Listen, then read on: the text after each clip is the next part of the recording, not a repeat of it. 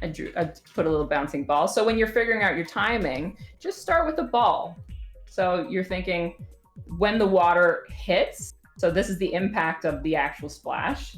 So here's where my splash impacts, and it goes up and down. So you want to figure out, do I want a really long hang time? Do I want kind of a straight up and straight down? And think about that, because some water hangs really long. And you could say that that ball represents this part of the thing, just the top of your splash. So that's where the ball is going to be. And then you could even take that ball and add like a sideways path on it. So it starts here and then it goes out here, right? So then you can get the arc on it. I was about to say, would the splash go as high as the ball would have hypothetically bounced, but that's not necessarily the case, because like a super dense ball that, like a bowling ball probably wouldn't bounce a lot, but it would create a pretty tall splash, right? Right. So this is just, you use the ball as a visual representation just to show yourself where you want your peaks of your splashes to be. Oh, okay. So you could even take this and, so you've got your first ball goes that high, but you don't want this one to go as high, so you can just disrupt the height of it. And you have to like fix your arc because this is all janky now. But once you smooth out that arc, you can say, okay, blob A is going to follow this arc, and then blob B is going to follow this one, and then blob C is going to follow this one. So you could use a ball to figure out all the different trajectories of your different like splash peaks. Does that make sense? Yeah. So it's I'm trying to figure out the words for it because this is really exciting. But it is almost like a rough pass in a way. But you're actually like motion tweening it rather than drawing it. It's giving yourself something to go by, because like I've done, I don't know, umpteen million splashes now, so I can see this in my head. Mm-hmm. But if you're starting out, I mean, even a ball bounce is really hard when you're starting out. You can't see the arc, you can't guess the spacing. You have to do so many and be aware of it until it starts jamming into your head. So this is a wonderful way to kind of give yourself an idea of how fast your water is going up, how far your peaks are going to go. Yeah, so by duplicating that a bunch. So hang on, I'm gonna try it. I'm gonna try it, and then we'll go do the next bit. Can you see me now? I can see you now. All right. First, I'm gonna make a blank drawing layer and not name it, and put it there. I'm leaving. Oh wait, hang on. I'm not even supposed to be doing that because we are doing circles and junk. Get out of here. All of this needs to go away. It's in the way. All right. So, from what I'm hearing, we do a. Oh, hang on. I should be using 3D paths for this. You don't need to. Oh yeah, you do. Right? Because they're going to be. I thought you were gonna do it like a 3-dimensional. I mean, you could do your balls in actual 3D and have it come towards the camera if you wanted to. Nah. I just mean because of wanting to see the. Yeah, having it smooth. Yeah. The old spline. Automatically do the spline. Yeah, you need it. Oh, whoops! It's not doing that. But then I got to deal with this crap. You don't even need the down part. You know that the object's coming down. The ball isn't the object, it is the splash itself. It's your peak. Okay, fair enough. So you don't need that first part. This is the beginning of your splash. Uh-huh. And it is like an explosion. While you're doing it, you're saying, this is kind of like an explosion. It absolutely is. Yeah, so I can sort of draw that arc like that, and then... and then play with the timing of. And then this one, pick up these and just be like... Yeah. Hang on. I want to be able to see both at once. So it's so rare that there's opportunities to sort of just manipulate things fourth dimensionally like this, like have all of the points up at the same time and bend them around. But it's actually, in this case, drawing the arcs, but in real time. Yeah. Sort of. All right. I'm gonna add in a few more. No, I'm gonna add in tons more. Everyone go away. All right. So I'm right. So don't make sure you're not doing it too symmetrically. No, it won't be too symmetrical. And then you can have some coming closer to the camera or farther from the camera. So it would be something like this. Like the ones that are closer to the middle will tend to be on average a bit higher. Well, like I said, it depends on the direction of the object. So if the left side of the object is much bigger than the right side of the object, the left side will make a bigger splash. It's all about physics. Baby steps. Yeah. So this is a but like if you're doing... Whoa! Yeah.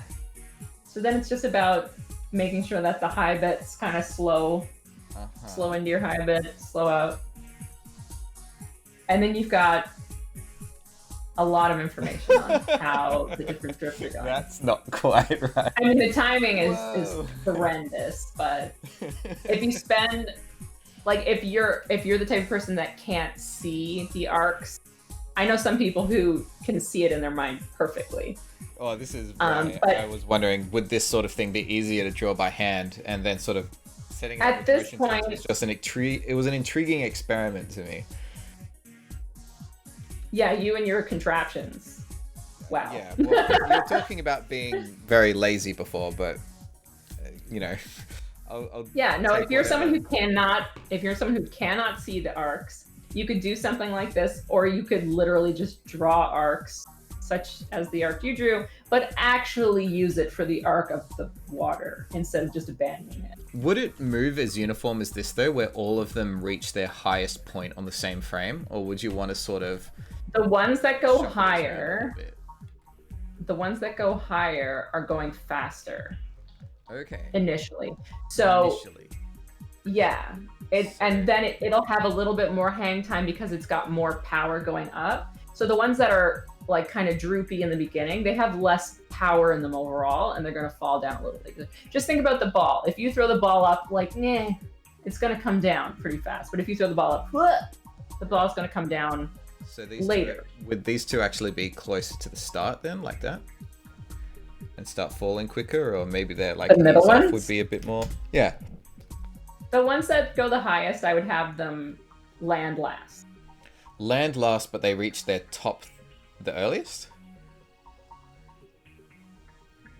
Is that what that much? I'd sit back and just like see how it feels. It feels weird. But I mean like... well, these like weird little, like it's going to take a few minutes to set up a really nice arc, even when you're using a spline. Weirdly enough, before I put any eases on at all, like putting eases on in the middle for some reason feels really strange, even though I know that they do have to slow down at the top. Maybe a 50% ease is just a little bit too intense. Yeah. I usually start at 33 and see how that feels. Yeah. But I almost always have to go back and fix it because the spline can only do so much. Yeah, that does feel strange. It's so dang uniform. All right, so if these ones come out first but they land last, would it look something like that? Oh, yeah, that is sort of... Okay. So then these lower ones, would they reach their peak last, but then land first? Reach their peak last. They could reach the peak at the same... I think they'd reach the peak a little earlier because they have less momentum going up. Oh, okay. I thought you said like if you take... reach the peak first.